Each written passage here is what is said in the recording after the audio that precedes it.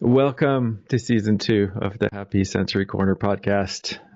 As you know, at Ventability, we want to help everyone, but especially those who are vulnerable, to feel happier, more comfortable in their own skin, more confident, so that they can be their true selves. We do that by working on brain health. We're trying to make brains grow stronger, healthier, faster, all of that good stuff. And that's based on the science of environmental enrichment. And we call it sensory enrichment. It's a gentle, family-centered program of whole brain games that boosts brain development, activates the brain's healing mechanisms, a lot of really cool magic. And so while we're experts in brain development, we know there's so much more that parents have to navigate, especially when the natural connection with their child has been affected over time. Many parents, after years of managing behaviors, following rigid routines, that joyful relationship can turn into something that just feels purely transactional. And we both hate it, parents, children feeling disconnected, overwhelmed, lost. And Anastasia, when we did I should introduce you. Let me introduce Anastasia to everybody listening and watching. She's an expert in using play to rebuild those essential bonds. Anastasia is a licensed therapist, a certified family coach, rich background in education, counseling, play therapy. Anastasia, you began your career, if I'm not mistaken, as an elementary school teacher. Is that right? Yes, I did. And then quickly recognized the power of authentic connections. And so that evolved into a dedicated career in family counseling. So now you got a master's in counseling, a postmaster's certificate in couples and family counseling. You got 14 years of experience. And as a registered play therapist, and I think this is what got me excited about talking to you. We've had a lot. We've had many parent coaches and therapists on this podcast to talk about parenting and rebuilding this connection, but we've never had a play therapist, and I was excited about learning more about that, because that feels like just the right thing. Anyway, so everybody, meet Anastasia. Thank you for being on our podcast today. Thank you so much for having me. I'm really excited to be here and talk with you all. And so Anastasia, I'm going to submit you to the same question I submit all of our guests to, and it's this question: did something happen to little Anastasia that planted the seed for where you're at today? Yeah, I think that's like the magic question, right? Yes, yes, it did. I had a lot go on as a kid, and people just didn't understand me. And I struggled academically. I struggled socially. I just struggled being me forever, it seemed like. And as I got older, I started getting help on my own. And then I just had this desire to help kids, and I just had a connection with them. I have this magic connection with children where I can really see. It's nothing I've been trained in, really. It's just this magic thing that happens where I can see what they need. I can connect with them very organically, and just really help them figure out who they are and who they want to be, and just feel comfortable in their soul and in their self. Is there a moment when you remember thinking, this is going to be my job, this is going to be my career. When I grow up, I want to fill in the blank? I think it just happened so naturally. So I barely graduated high school, right? So I barely did. And teachers really didn't like me, but I always liked play. I loved play. And so I'm like, what can I do? And so I was like, I'm going to be a camp counselor. And so I started out working for the YMCA as a camp counselor. And I couldn't go to college initially because my grades were too bad, and I had to go to the community college. And so from there, I was like, what am I going to be? And I started taking classes in education. And then I was working as this camp counselor and as an after school counselor at an elementary school. And so really it just happened very organically because I wasn't able to take like that natural progression of like high school and then a 4-year college and then all those things. I took a very different path, which involved always kids, a lot of play, a lot of just being outside, having fun with them. And then it just became more structured as I got older. All right. All right. So how did you end up being a school teacher? So I did the degree in education and graduated and then I was away at school and then went back home and started working at a magnet school, which was kids that were in lower income and then also kids that were from higher income. And there I just really started to learn how much kids needed me, especially the ones that were struggling academically or socially or even financially with all the hardships. And those were the kids that I could feel the need with. And so being at that magnet school just started opening my eyes to like, I am a good teacher, but there's more to this. I can do more than just teach math and science, which I was good at. I was really good at that. But then I just saw the need of like, I can really connect with these kids and help them in a different way that people aren't able to do, from what I could tell when I was working. How did you switch then from like, Yeah. what made you say school teacher is not it yet? So there was a moment in a class when I was teaching math at a 7th grade, another magnet school I was at. And I was working with this inner city. The kids in the class were mostly inner city. They were very low academically.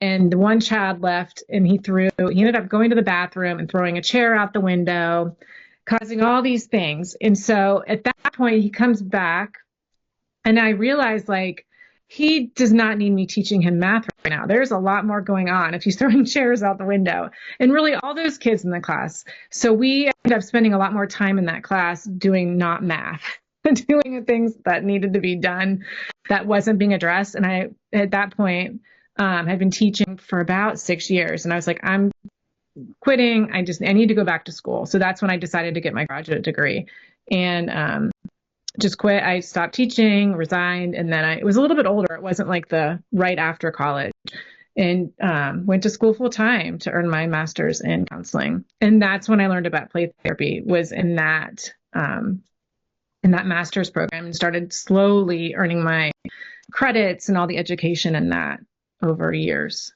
of time. Why play therapy?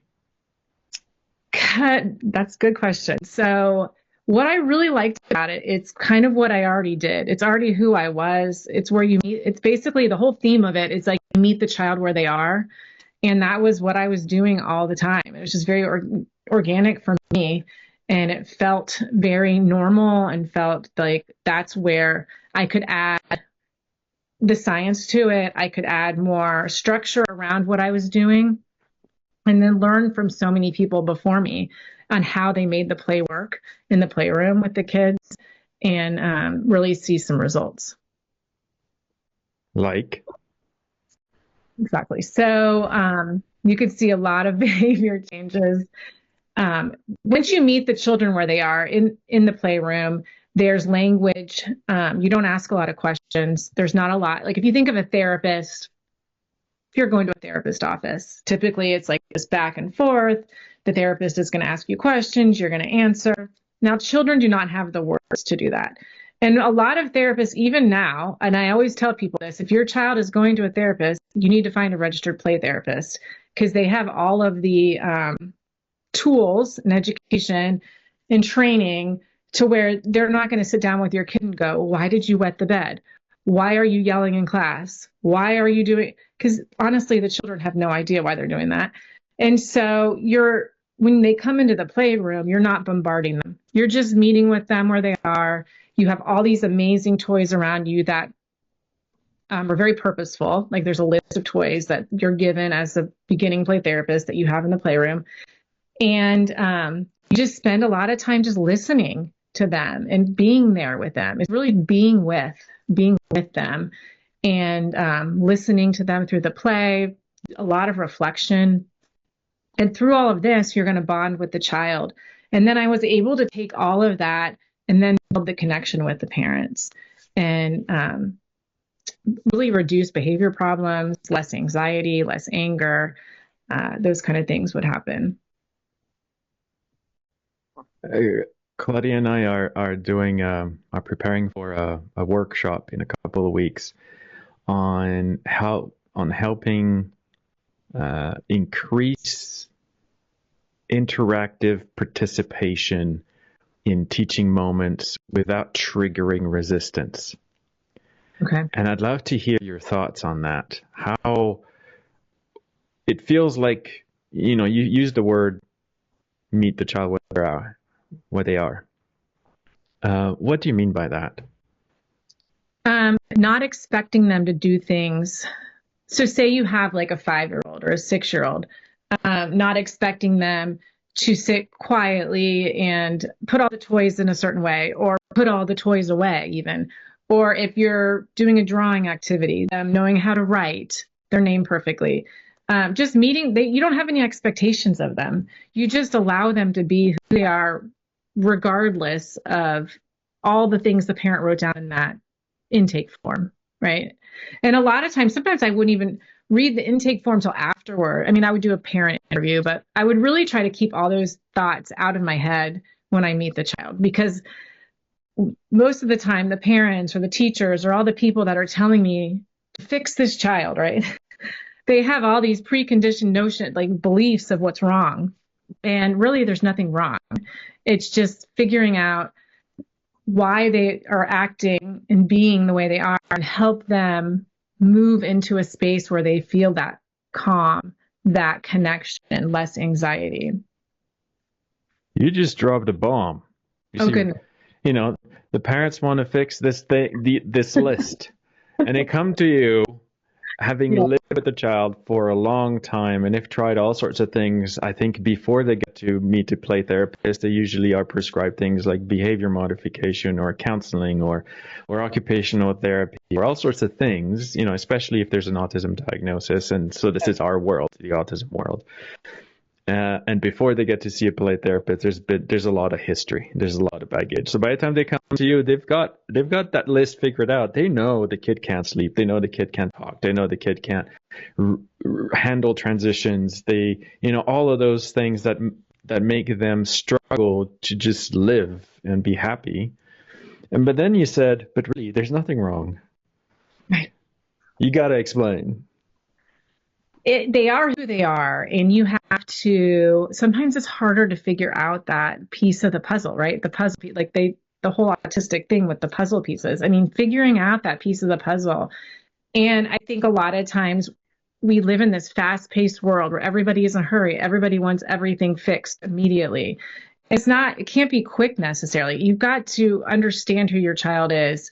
You need to understand why their brain is working differently, but it's not in a way where you're going to question and ask them and force them to do behaviors. It's meeting them where they are, like I've said several times, and just allowing them to be.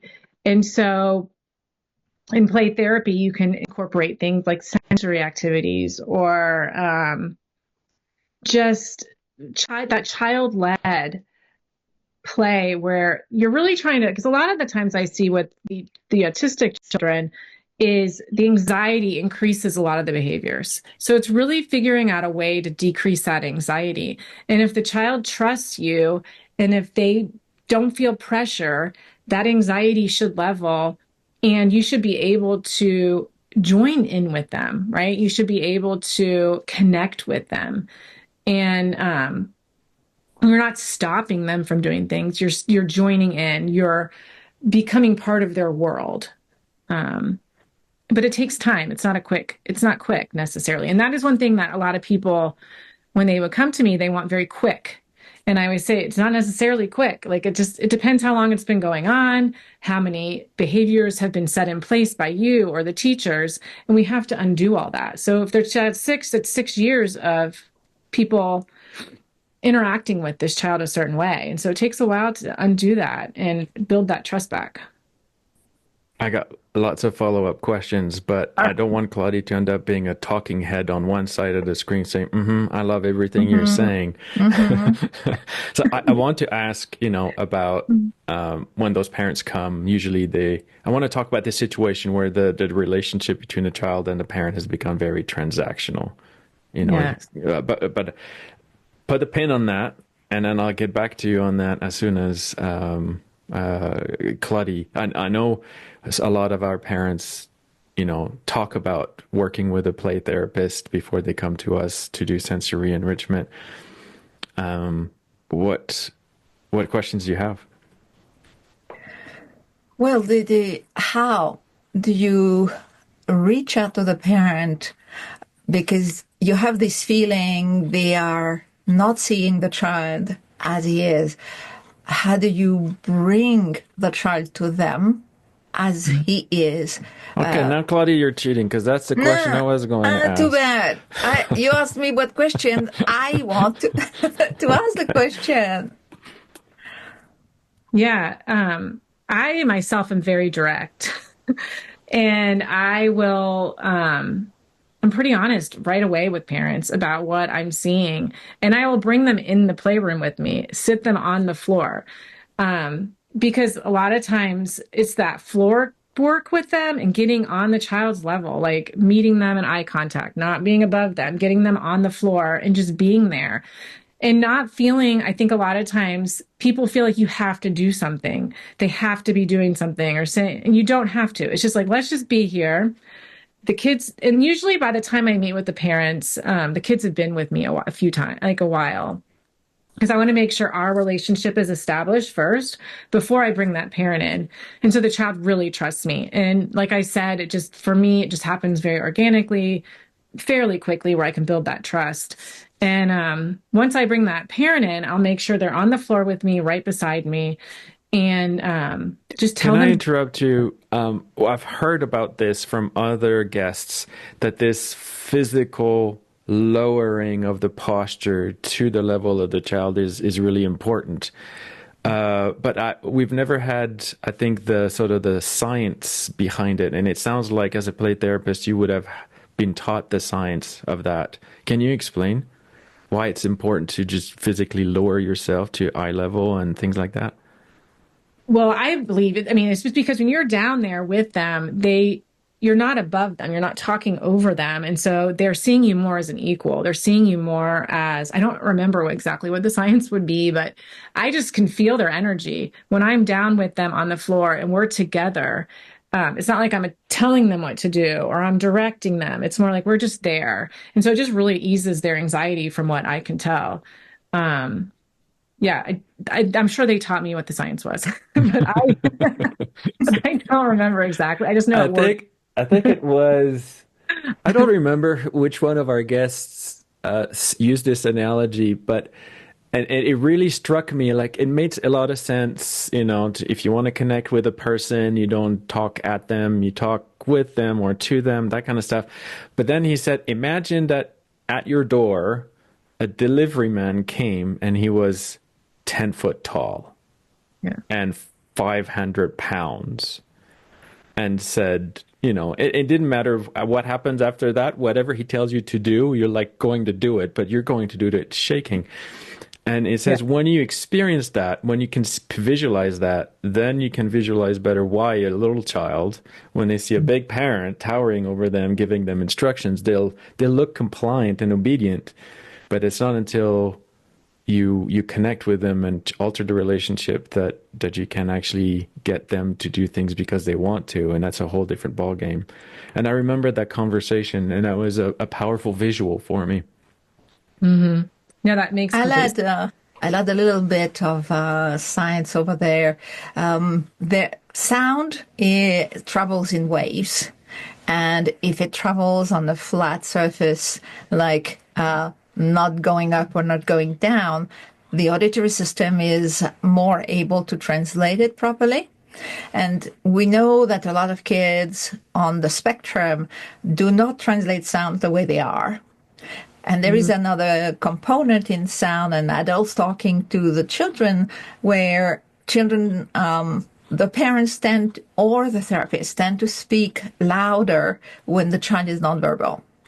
So adding the distortion of the sound, the level of decibels, the child clams up, down, and is not hearing or listening or understanding, while nonverbal kids typically understand most of what you're saying. The fact that they are not using words to communicate doesn't mean that. So the size is very important, as Kim was explaining. The fact that when you look up, you are putting yourself in a vulnerable position physically. So there are those elements that will raise the cortisol level in your system, and what you described, the anxiety of the child, that goes down if those elements of the environment are friendly, are translatable for him. Yeah, that makes sense. And there's another element of, I think, parents imposing their dominance in a teaching environment, especially because parents of kids with autism do a lot more intentional teaching than, parents who take their kids for granted. They take for granted that they're going to learn to speak, to take it for granted they're going to learn social cues. And with kids with autism, you have to be a lot more intentional and organized about it. And when they do it, there's this idea that and I think it comes from the world of ABA in particular, where they'll kind of corner the kids so they can't really leave the situation and they are forced to interact. Tell us how in a play therapy session you do things a bit differently. Exactly. So it is a different model, right? And so it's the kids know, and I explain that to the parents too. So they know it's this model where there's not like these expectations. It's all about them. And when they come in the room, basically they can play how they want to play. And so the only thing I'll say is hurting themselves or others. Like I really put some boundaries around that, but lightly. But they know coming in, it's a place for them and they get to play how they want to play. And so I just think with that, even that puts them at a lower degree of anxiety because the expectation is different on them. And even if they're nonverbal, they're going to get that, right? Because I think they do understand. And so when they come in, I really let them explore what's happening in the room. I don't say you have to start here or you have to start there. And the other thing about the Playroom, it's very organized. And so what you have to make sure as the play therapist is that, say you have cars on a shelf, on the second shelf, and a blue box. That's the way it's always going to be. There's always going to be cars on the second shelf and a blue box. So every time they come in, they know what to expect. And they also know that it's on them what they want to do. It's a very quiet place, has soft lighting typically. It's very comfortable for them. And then there's a beginning and an end. So I'll say something like, we're going to play for a little while, and then I'll let you know about 15 minutes before we clean up. So they always know there's a beginning. They always know that there's an end. And then I really just let them choose the activity.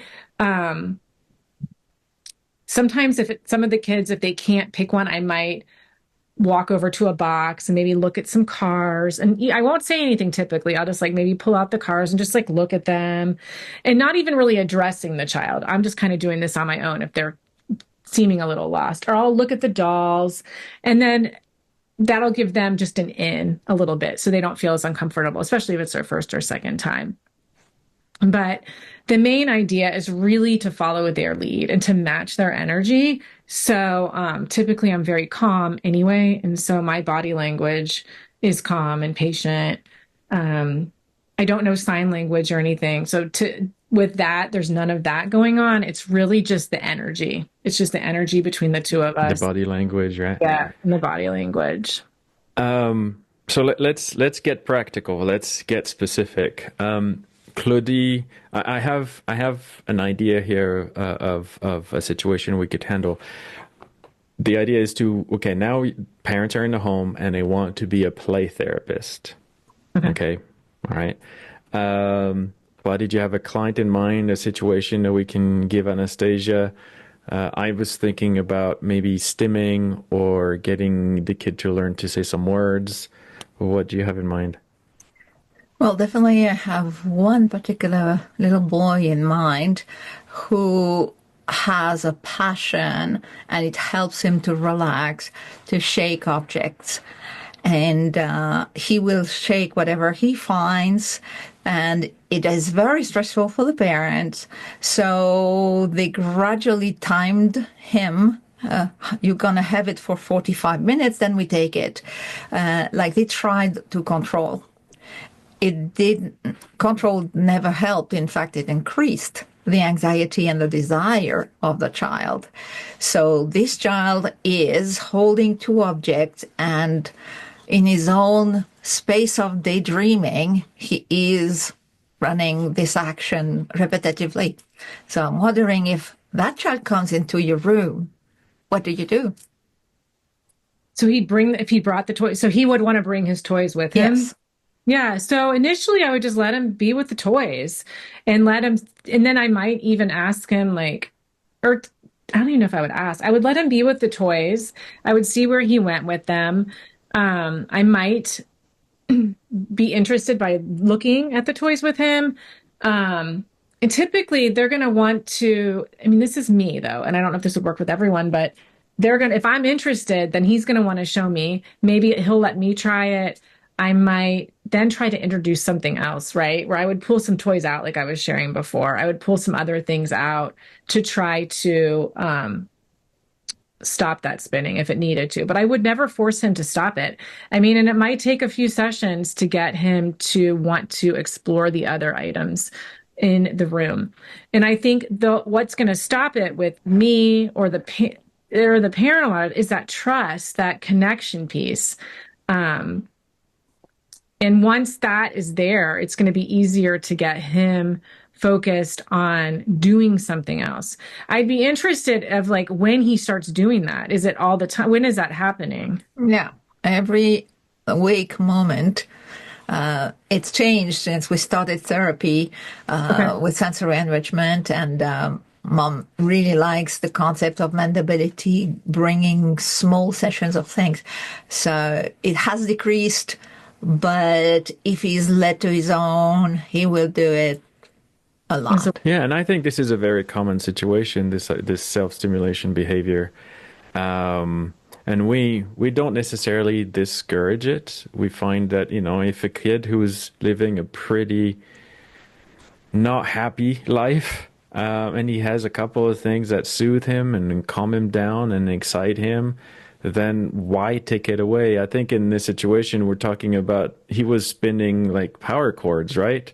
With this metallic bit swinging at a very high velocity around the living room. And then you in your play therapy room, you probably have it pretty child-proofed so that even if the kid decides to pull everything down or push things, it's going to be okay. But, in a nice living room, sometimes you have glass things and just breakable stuff, and you can understand the stress of the parent. Yeah. So I like what you said about nothing's going to change until the connection happens. I have a question too. This is one of the things that I've brought in on my own is music or binaural beats, sound wave. Do you all do things with that at all? Well, we use music as is, as the masters or modern scores of movies, because of the research has shown that orchestral music will increase the release of serotonin and dopamine in the brain. So music plays a very big role in therapy. Most of our exercises, I recommend the parent to have music anyways running, even if it's not part of an activity. So yeah, there are different types of things that have come up that are trendy for a while, and I'm not using until it's been published, because mendability is really grounded in science, and what we do is so cute and our exercises are maximum 2 minutes long. So we need to have scientific roots really deep so that parents would understand the reason why we're talking to the brain and not teaching a skill to the child. So orchestral music all the time, yes. And that makes sense. And I know, like, bringing play therapy in, there is a lot, and I probably don't explain it as well, the scientific part of it, but there's a lot of research on what I'm saying. So I do think there's a component of this that would work really well with what you're doing as well. So let me ask, because we're talking business, what we do and what you do, and there are so much, because a lot of our exercises, we call them games. Mm-hmm. So it's really about the child having fun. But what about scents? Do you have fragrance in the room? Oh, I love that. I do. I've done that. Yes. So I have like the oils, like I had a diffuser. I use that a lot in the room. I would put that on when I come in. Wonderful. Because I think that, definitely helps as well. Yeah. So let me give you the little bit about it. Every time you smell something that is enjoyable, which is the case for the child who comes into the room, he immediately smells it, and immediately the brain releases 100% more dopamine. So dopamine is motivation, is pleasure, is memory, good mood. So you want to have it for sure. So I'm really glad that you are doing it. Yeah, I love that. I think that's great. And since we're talking about smell, when you combine smell with another pleasurable sensory input, and I think they've got most clinical data on pairing smell and touch, but I wouldn't be surprised if it worked with other sensory inputs. The dopamine rush goes from 100%. Is it 2 or 400%? I can't remember. 400%. 400%. And there's a third event as well. There's a release of norepinephrine, and the spike of norepinephrine, and it's, norepinephrine is about concentration and learning, but it looks like the spike that they see when the brain is learning something new. And they did some studies on pupil dilation, and they see, it induces a state of neuroplasticity. So if you do that at the beginning of any therapy session, whatever you're trying to teach or for the child to learn, they're in this state of prepared. The brain is primed for the learning experience in that way. And so we start all of our therapy sessions with a sensory pairing. So if they walk in and they've got that smell, you can find another way to, are you allowed to touch the kids, like give them a cuddle or a back tickle or anything like that? Yeah. And I usually, totally. I think touch is huge with kids. And it's that's one of the big things is the connection with them in the touch. And I would usually wait till they want to connect with me. I'm not going to force myself on them, but I will touch their hands at times. I will maybe touch their hand but yeah, that's a huge way to build that connection with them. And it's not a forceful thing. It's not like you have to do this, right? It's very just like letting them be. There is one thing I wanted to say about the at-home things. I don't know if I was made it clear.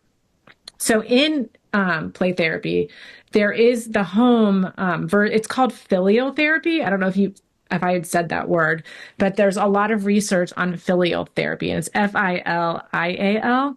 And so it is a very structured way for parents to do play therapy at home with their kids. And I just wanted to make sure I had said the name. So parents can formally be trained into becoming play therapists. Like a filial therapist with their child.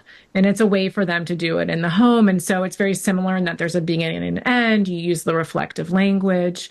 And they're taught what to say, like the words to use when you're in the play, and meeting the child where they are. And then the child knows, and you could actually do that pairing probably. I think that would be so amazing. Pairing that scent, like, oh, today we're going to do our playtime from 3 to 3:30. And then they would know that that specific time is specifically for them. That sounds like something that we should add in the show notes. So tell me about this idea of connection. nothing, because you said, and I love it, and that's why I'm repeating it, nothing's going to happen until there's this connection, because it's the reverse situation of that connection being lost over time, of trying and failing and trying and failing and being frustrated and losing patience and ultimately losing hope. That is the child ever going to be any different? Is a child ever going to be able to live independently without us being around? And so you just the relationship goes into survival mode where pass me this and you have to do this before you can do this. Go brush your teeth, put on your pajamas. So what's the first thing to do when you want to reestablish a connection when you're in that state, in that relationship? And I think this can go with any parent, right? Whether you have an autistic child or a child that is really struggling with any behavior. It's first, you've got to get yourself out of the fight flight. You got to get your brain out of that part, right? And if you think about the brain, you're going to be in that brain stem, right? Am I saying it correctly? I think you're going to be back here. And so the parent has to get in the frontal lobe to where they're able to be calm and present. And I think when we're running on that fight flight constantly, it's not going to do any good for anybody. So the first thing I always say, if you can then admit this is how I'm feeling, the parent really has to get to a space where they are just organically calm within themselves, whether that's they take time for themselves doing meditation, seeing a therapist to be able to process, whatever it is, they need to take time for themselves to get out of that fight flight to where then they are able to be the best parent they can be with that child that's really needs more than the average. So they first get themselves out of that anxious state, fight or flight mode, and so they can become present. They can become patient too, right? By being present, they can see the situation for what it is, or closer to the truth of the situation rather than whatever picture, catastrophe, and almost justifiably so, right? Yet again, there's a situation I find myself in with my child. It's been like this for 10 years. Is it ever going to change? It's very normal, to have this complex PTSD relationship with the child. How do you reverse that? I mean, getting yourself out of the anxious state seems a lot easier said than done. Claudie, I think, while I'm saying this, I'm thinking, I think, Claudie, you have a method for that. But I'd love to hear your thoughts, Anastasia. For me, what I really coach the parents on is them being able to, when I said it, that outlet for themselves and coming to terms with this is my life, this is my child, not expecting it to be different, that this is what it is, acceptance, and how are we going to move through it? How are we going to do this in a healthy way? And once I think a parent is able to get to that place, and it is frustrating, it is really hard having a child that is not typically developing, but that acceptance of this is going to be tough, but I'm going to put the supports in, I'm going to learn what I need to learn, I'm going to get myself into a space of where I have my own supports, and then just move forward with it, and just being able to see your child for who they are, and accepting them, I think is really, really important. I don't know if that's what you're wanting, but that's what. Yeah. I think this is right. Try and take a step back from the need to hope. Yeah. It's I haven't found the solution yet. They haven't found mendability. They haven't found sensory enrichment therapy yet. And so they're in this state yet where a lot of the stuff is basically about support. And this is why I love, taking those calls from parents to say, okay, tell me about sensory enrichment, because you keep saying this and you keep saying this, but what is it going to really look like for my kid? And I can say, well, let me tell you about these other people, and let me tell you about brain plasticity, and let me tell you about, anyway. And so until then, it's really hard to hope when it's been a long time. And so trying to accept. I think I've heard that from many of our guests. That makes a lot of sense, and it resonates very well. But Claudie, are you thinking what I'm thinking about certain cold implements and maybe some fragrant implements? Because we give the strawberry and ice to the kids when they're in the flight or fright mode. And it's the first time that I'm thinking about maybe the parents should do it at the same time for themselves, like routinely. Whenever you're going to do this to your kid and he's in that state, I bet they're triggered too, and they need to do it for themselves. I hadn't thought of that. You should. And we should talk more often.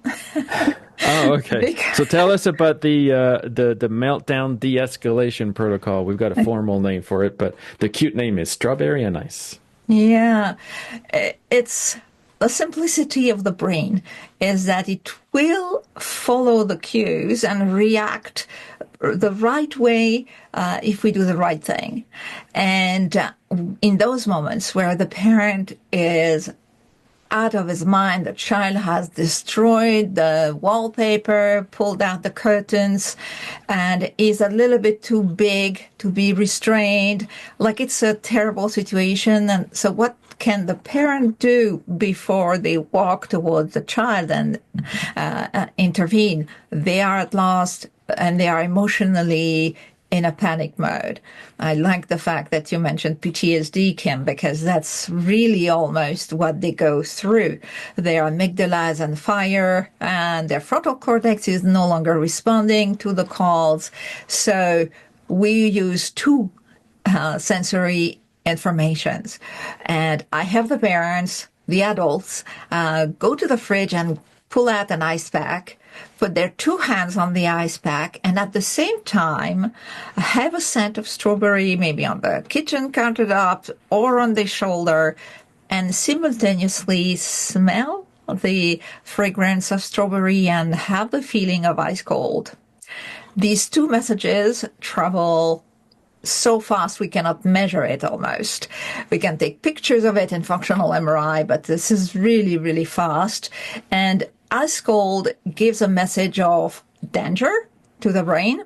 So whatever you're doing at this very moment, you have to stop it to regroup, to respond to what is going to happen, the panic moment. And so instantly, as the parent or the child is in contact with the ice cold for 2 seconds only. We're not putting that for a long time.